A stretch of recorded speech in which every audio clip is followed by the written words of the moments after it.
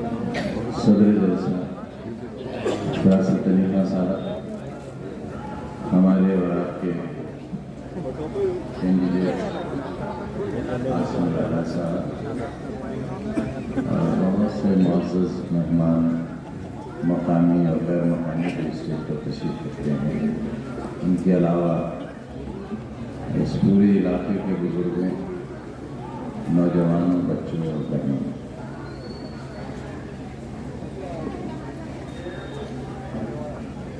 रामपुर अपनी जमहूरी तारीख के बदतरीन दौर से गुजर रहा है। एक ऐसा बदनसीब खित्ता जिसने नवाबों के जुल्म सहे, अंग्रेजों के जुल्म सहे, आज आजाद हिंदुस्तान में वो सिर्फ जुल्म नहीं सह रहे हैं, बल्कि उनसे इतनी नफरत की जा रही है, इतनी घृणा है उनसे, उन्हें ठोकरों से मारा जा रहा है, उनके घरों के दरवाजे तोड़े जा रहे हैं,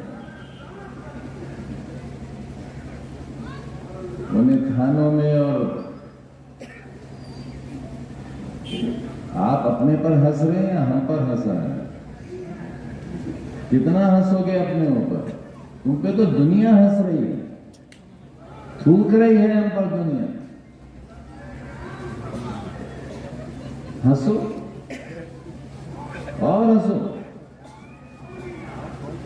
हमसे ज्यादा बेशर्म और कौन हो सकता है? इतना कुछ सहने के बाद भी तुम्हारे अंदर हंसने की हिम्मत है। मैं दाद देता हूं तुम्हारी सेहत को। वाह वाह जवानों वाह।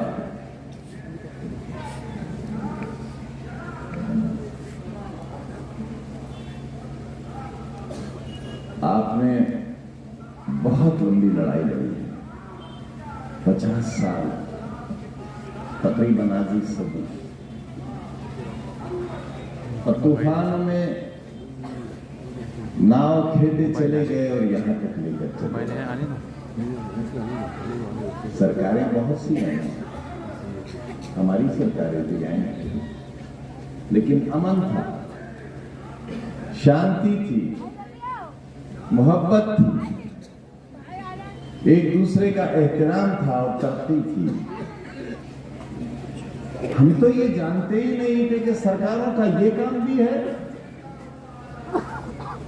हमें तो ये खबर ही नहीं थी कि सरकारों का काम घरों के दरवाजे तोड़ना है, औरतों के चेहरों पर थप्पड़ मारना है, घसीट कर ले जाकर थानों में बंद कर देना है, बेगुनाह लोगों को महीनों और बरसों जेलों में डाल देना है, उनके हाथों से कलम और मुंह से जबान नोच लेना है। हमने तो ये समझा था कि हम विधायक हो गए, सांसद हो गए, मंत्री हो गए तो हमें सड़कें बनवानी है, पुलियां बनवानी है, इमारतें बनवानी है, पेंशन करानी है, बेरोजगारों को रोजगार दिलवाना है, जिनके पास घर नहीं है उन्हें घर दिलवाना है। और अगर काश हमें ये मालूम हुआ होता कि सरकारों का ये काम भी है, तो मेरे अजीजों, 50 साल के सियासी सफर में और 4 बार की सियासी ताकत में मैं वो कर सकता था जो एक नई तारीख लिख देता है। मगर मैं गली का कुत्ता नहीं था, मैं वो बीमार कुत्ता नहीं था गली का, जिस पर कोई पत्थर उठाते हुए भी डरता था कि ये बीमार कुत्ते के कीड़े कहीं उसके जिस्म को न चले जाए। क्या कोई शख्स इतना गिर सकता है? कोई निजाम सियासत इतनी गंदी और खलीस हो सकती है? जिंदगी तय हो गई, गलियों से फ्लैग मार्च, गलियों से किसे डराते हो भाई? हमें अरे हम तो वैसे ही बहुत डरे हुए हैं। हमारे लाउड स्पीकर उतर गए, हमारी नकाबें उलट गई, हमारे हाथों से कलम छिन गए, हमारी सफे समेट दी गई, हमारी जामे मस्जिद वीरान हो गई, हमारी ईदगाह से नमाजी गायब हो गए। हमारे बुजुर्गों ने यहां तक कह दिया कि ईद की नमाज भी घर में पढ़ो और जुम्मतुल विदा की नमाज भी घर में पढ़ो। अब और क्या चाहते हो? एक जिस्म में भटकता हुआ एक दिल है और एक रूह बाकी है। अगर उसे भी नहीं बर्दाश्त कर सकते तो रामपुर वालों की जिंदगियां तुम्हारे हवाले हैं, जो चाहो कर लोगों बेचारे क्या कर सकते। एक ऐसा मायूस दौर, एक ऐसा मजलूम दौर, डरो उन आहों से और उन बददुआओं से जो इस वक्त तुम्हें मैसर हैं। उन आहों से डरो। किसानों के बेटों, मेहनतकश लोगों के बेटों, तुम्हारे जिस्मों पर खाकी वर्दी इसलिए नहीं है कि तुम अपने वालिदैन की ख्वाहिशात को शर्मिंदा करो, बल्कि इसलिए है कि तुम यहाँ के लोगों की हिफाजत करो और उनके लिए उनके दिल में अपनी नींद जगा दो। मुझसे नफरत है ना, मुझसे सब कुछ तो कर चुके मेरे साथ, मेरी बीवी के साथ, मेरी बहन के साथ, मेरी मरी हुई मां के साथ, मेरे भाई के साथ, मेरे रफ़क़ा के साथ, मेरे अजीजों के साथ, मेरे शहर के साथ, गरीब लोगों के साथ सब कुछ तो कर चुके। क्या रहे? मैंने कहा था ना कि मैं एक ऐसा बदनसीब बाप हूं जिसने तकरीबन 2.25 बरस अपने बच्चे को एक छोटी सी कोठी में अपने टूटे मेहमानों के साथ दिया। एक दीवार पर अपनी बीमार बीवी की टूटी हुई कमर, मसनूरी कमर और ठोकर लगकर गिर जाने के बाद, उसकी हंसी टूट जाने के बाद मेरे दरवाजे पर कांपती हुई मेरी बीवी एम्बुलेंस में बैठकर ऑपरेशन कराने के लिए जाती थी। है कोई ऐसा बदनसीब? मैं हूं। और ये किस बात की सजा है? तुमसे मोहब्बत की। मैं अपने बच्चे की उम्र साबित नहीं कर सका।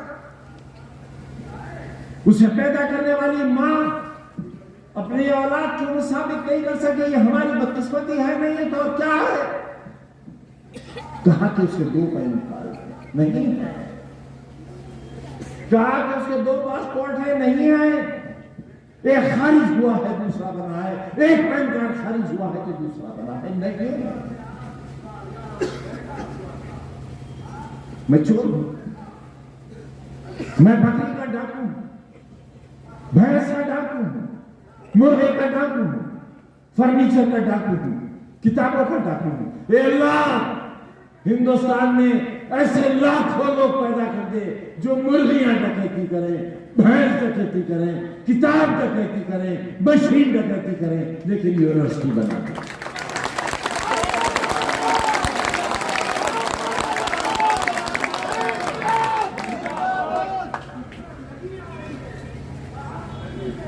मैं, मेरी औलाद अदालत के सामने अपनी बेगुनाही साबित नहीं कर सकती। न अस्पताल का सर्टिफिकेट हम साबित कर सके, न नगर निगम का साबित कर सके, न मां की मैटरनिटी लीव साबित कर सके, न डॉक्टर का बयान साबित कर सके, और हम सजा के दरवाजे पर, जेल हमारा इंतजार कर रही है कि हम फिर आए। और जानते हो क्या सुलूक हुए थे हमारे साथ? वो सुलूक तो शायद यहूदियों के साथ हिटलर ने भी नहीं किया, जो हमारे साथ, जो इनके शौहर के साथ बिजनौर में हो रहा है। कब तक सो हमारी बर्बादी का तमाशा कब तक? हमसे नाराज हैं। आज सोशल मीडिया पर आया है कि आजम खान का दायां हाथ भी कट गिर गया। ठेकेदार लोग चले गए, मालदार लोग चले गए, मगर वफादार तो रह गए।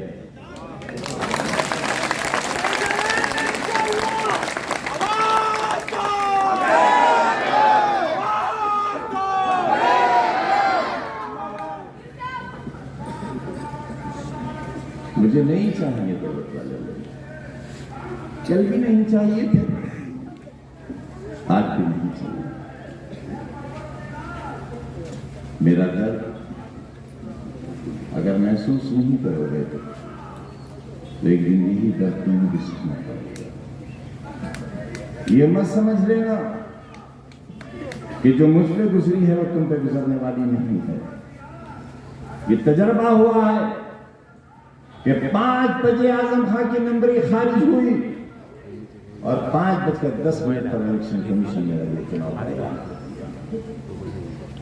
8 बजे तक विधानसभा के स्पीकर ने उस सीट को वैकेंट दिखा दिया और विधानसभा 37 के बजाय घबराहट में विधानसभा 38 का ऐलान किया और अगली सुबह इलेक्शन कमीशन ने चुनाव की तारीख की घोषणा की।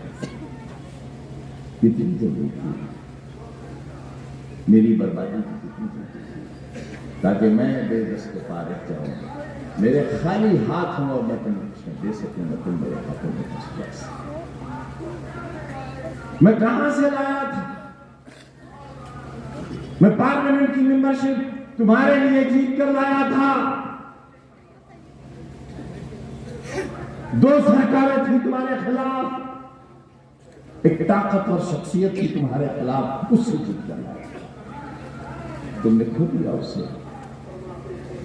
तुम्हें एयर कंडीशन की ठंडी हवा चाहिए थी, नैनीताल की वादियों के अंदर ठंडी हवा चाहिए थी, खूबसूरत मनाजिर चाहिए थे तुम्हें, और तुम अपना सुनो। पुलिस का जमीन पर बेचता हुआ डंडा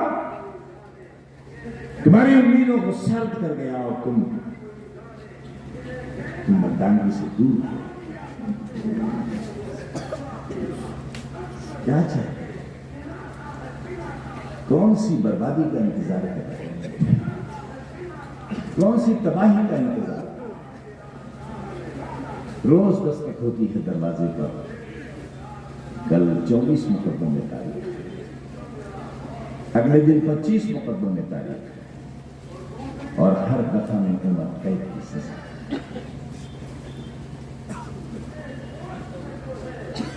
कई जिंदगियां चाहिए सजाओं को भुगतने के लिए, कई जिंदगियां चाहिए।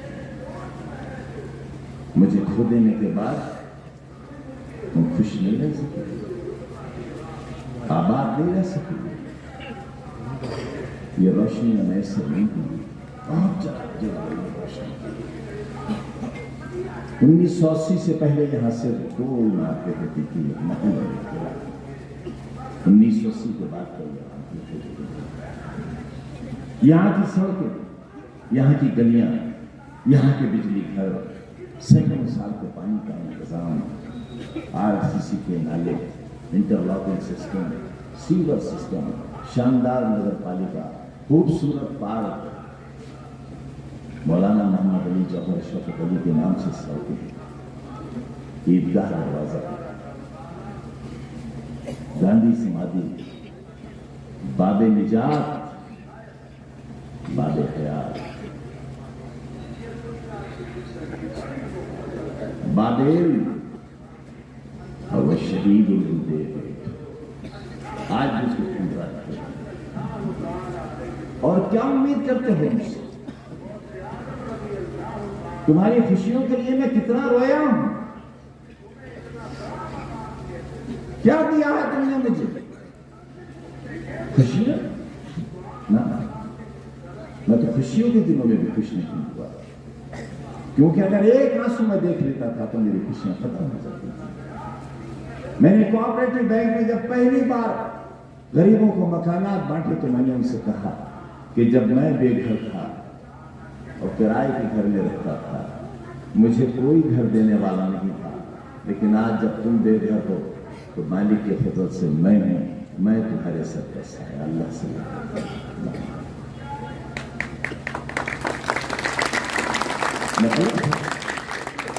मैं सही नहीं था, मेरा रास्ता गलत था, मेरी मंजिल का पता नहीं था, क्योंकि मैं तुम्हारे बीच हूं। तुमने अपने के बीच को वो मुकाम नहीं दिया जो उसे देना चाहिए था, क्योंकि वो तुम्हारा है, वो तुम्हारे जिस्म का बाजू था, तुमने काट के दिया उसे।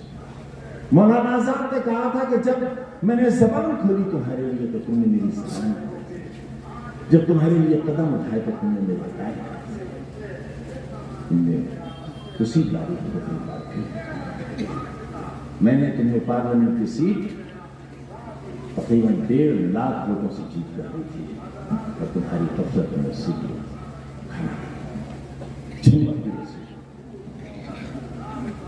क्या उम्मीद करें, क्या आज जोड़ूंगा, बहुत टूटा हुआ दिल है, सिवाय मायूसियों और दर्द के कुछ नहीं है जिंदगी में। वो मेरा बच्चा दिल्ली में है, वकीलों से मशवरा कर रहा है कि जेल के दरवाजे हमारा इंतजार कर रहे हैं, कैसे मां नहीं तय कर सकी कि मेरा बच्चा कब पैदा हुआ, हम कानून से भी ये साबित नहीं कर सके कि मेरा बच्चा कब, कैसा बदनसीब है, कैसी बदनसीब है मां। यहां कितने लोग खड़े हैं, कितने बाप और कितनी माएं जो इस जुर्म को करते हैं जो हमने किया, और सजा कितनी संगीन है। 27 महीने 8/12 की पूरी 27 महीने, एक लम्हा एक बरस के बराबर था। किसके लिए, किसके वास्ते? इन मासूमों के वास्ते, क्योंकि गुनाह यह था कि यह कलम जिसे लगाकर मैं मौत के बिस्तर पर अस्पताल गया था, ये कलम आज भी मेरे पास है, और मैं ये तुम्हारे हर बच्चे के पास में पुलिस पड़ी हुई है यूनिवर्सिटी में, तिजोरी की तलाश, मेरे 2 रोटी का जरिया रिजॉर्ट चप्पा चप्पा छान लिया गया कि तिजोरी यहां है, डाकू सामने खड़ा है, ये चोर तुम्हारे सामने खड़ा है,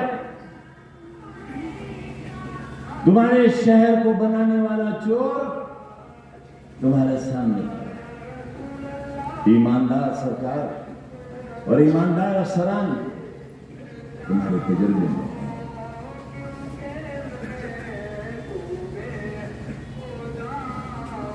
दोस्तों मैं थक गया बहुत, कब तक मेरे सब्र का, मेरी हिम्मत का इम्तिहान होगी। मुझे छोड़कर जाने वाले एक वफादार ने जब बहुत खुश था, उसने मुझसे कहा कि आजम भाई, अगर मैं कभी आपसे बेवफाई करूं और आपको कभी धोखा दूं, गोया आपने मां के साथ सुना तो छोड़ दिया, छोड़ दिया। वो जो 2 दिन पहले मेरे घर पर बैठा था वो छोड़ दिया, क्योंकि वो अपनी दौलत का हिसाब नहीं दे सका, अपने ठेकों का हिसाब नहीं दे सका, अपनी जायदादों का हिसाब नहीं दे सका, अपनी इमारतों और अपने प्लाटों का हिसाब नहीं दे सका, इसलिए छोड़ दो। तुम भी जाओगे, तुम भी छोड़, मुझे छोड़ दो अकेला। क्योंकि तुम मेरे साथ रहोगे तो तुम्हारे दरवाजे तोड़े जाएंगे, तुम्हारे ऊपर डंडा भी उठेगा, और हमारे समाज की बहादुर पुलिस, हमारी इज्जतों की रखवाली करने वाली पुलिस तुम्हें तोड़ा मार सकती है, ऐसा मुमकिन है। मैंने उनके जज्बात सुने हैं, मैंने उनके मंसूबे महसूस किए, मैं जानता था, इसलिए मैंने कोई एहतजाज नहीं किया था। एक नौजवान की मौत हुई, शहादत हुई, उसका जिम्मेदार मैं नहीं हूं, कोई और है। और मैंने जिम्मेदारों से कहा है कि रोज़े हश्र 302 का मुकदमा अल्लाह ताला आपके ऊपर चलाएगा और सजा देगा आपको, क्योंकि आप एक मासूम की कत्ल हुई, आप मुजरिम हो इस बात के कि हजारों लोग जेलों में डाले गए और सैकड़ों करोड़ों रुपया भी किया गया। यही सब यही कि मैं तुमसे बेपनाह मोहब्बत करता हूं, मैं तुम्हें चाहता हूं, मैं तुम्हें अपने दिल से करीब रखता हूं और तुमसे कह चुका हूं कि मैं आवाज हूं तुम्हारी,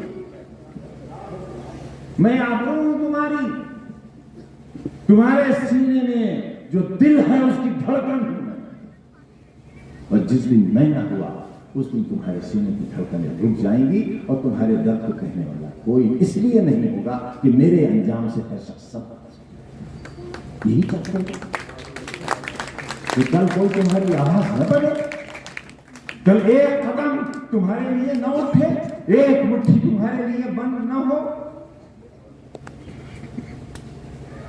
सारे गौकश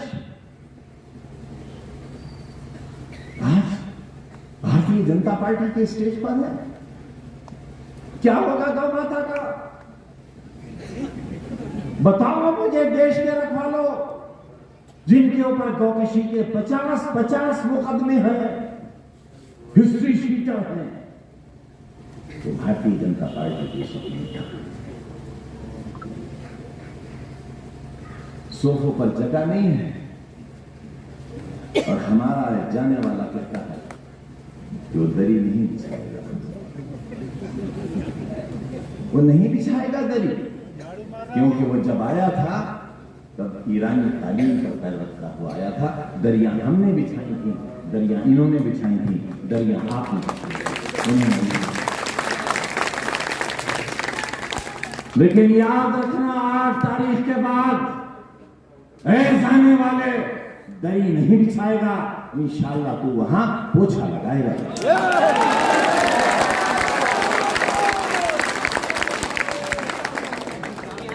और याद रखना, मुस्तनद हदीस है, जो बंदों के शुक्रगुजार नहीं होते वो अल्लाह के शुक्रगुजार नहीं होते।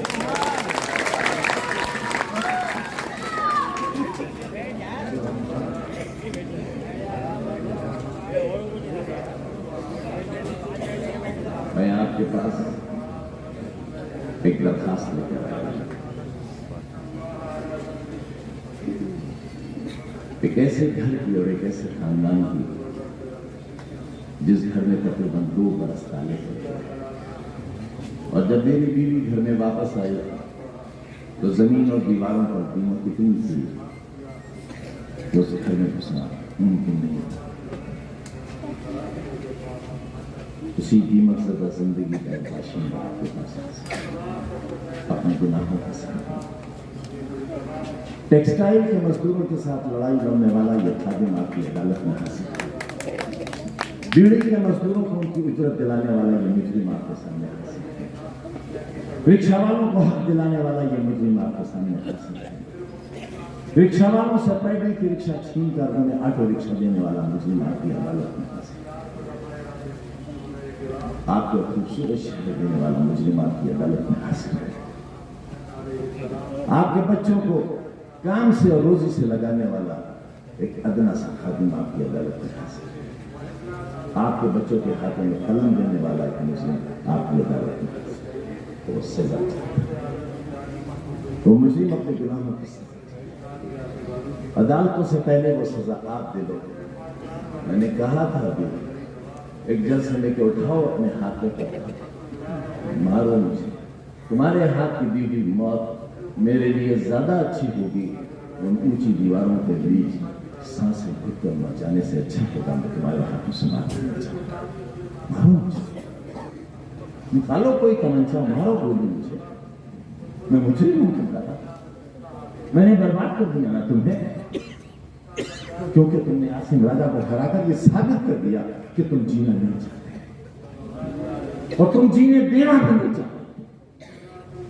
तुमने राजा को हराकर पूरे हिंदुस्तान के कमजोर लोगों को एक ऐसा सबक दिया है जो आने वाली तारीख में याद रखेगा। तुमने धोखा किया, तुमने बेवफाई की, तुमने आराम के बदले लोगों के लिए जहन्नम की, जुल्म, और ये मेरा हक है तुमसे कहने का, क्योंकि मैं तुम्हारे गम की आग में जला हूं। मेरी सेहत देखो, और इस सेहत के बावजूद तुम्हारे गली गली और दरवाजे दरवाजे जाकर तुमसे भीख मांगता हूं। ये मेरी हिम्मत है। क्या चाहते हो मुझसे? मेरी सेहत पर मेरा भीख का हाथ अपने है दरवाजे पर ले जाकर मुझसे भीख मंगवाते हो, इसलिए कि आसिम राजा जीत जाए। भेड़िया तुम्हारे दरवाजे पर खड़ा है, अरे बचा लो अपने इस वक्त। तुम अंजाम से बेखबर हो।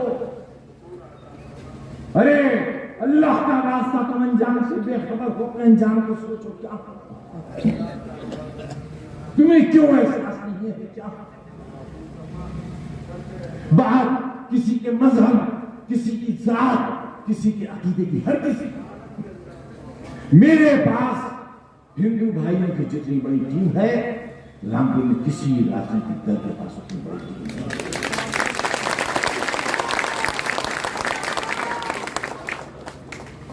हाँ, मेरे पास दो कुछ, मेरे पास अपराधियों की टीम नहीं है, मेरे पास जालिमों की टीम नहीं है। मैंने हाथ बढ़ाया, मोहब्बत की, तुमने मेरे हाथों पर अंगारे रखे। मैं तुम्हारे लिए रास्तों पर चला था, कांटे भी चलते मेरे रास्ते। तुमने गालियां दी हैं मुझे, तुमने मेरी जिल्लत की है, तौहीन की है। रामपुर के लोगों, तुमने मेरे पर झूठे मुकदमे किए हैं और इंशाअल्लाह मैं हकीकत जवाब रोज़ हश्र मेरा हाथ होगा और तुम सब तुमने बहुत दुखाया है मेरा, बहुत रुलाया है। मैं बुज़दिल नहीं हूं, बड़ी बहादुरी से जुल्म का मुकाबला कर रहा हूं, दो सरकारों का मुकाबला कर रहा हूं। मैं बुज़दिलाना मौत मरना नहीं चाहता, तुम्हारे हाथों से मरना चाहता। तुम पत्थर नहीं भी मारोगे तो भी नहीं चाहता। आसिम राजा को हरा दो, मैं मर जाऊंगा। मैं तो नहीं हुआ, यही तो कहते थे ना कि हराना है इसे। लोग हराया तो नहीं जा सका, हटा दिया मुझे। मेरा तो वोट देने का हक खत्म हो गया, लेकिन शहरियत का हक अभी बाकी है। हिंदुस्तान मेरा वतन है, यह हक मेरा बाकी है। मेरे अजदाद की कब्रें हैं, यह हक मेरा बाकी है। मेरे बुजुर्ग की कब्रें हैं, यह हक बाकी है। मेरे पसीने और खून की छींटों से सजा हुआ हिंदुस्तान बाकी है। ये शहर भी आपका है और आपका ही रहेगा।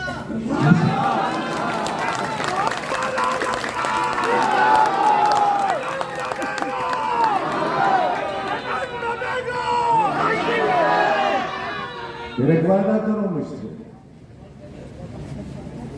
एक वादा करो मुझसे, हालात कोई भी बना दिए जाए,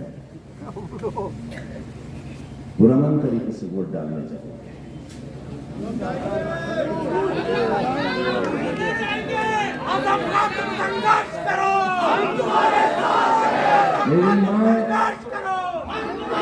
मेरी माँ, मेरी बहनें, मेरी बच्चियां आगे मेरी, और अगर तुम्हें डर लगता है तो तुम उनके पीछे हो जाना।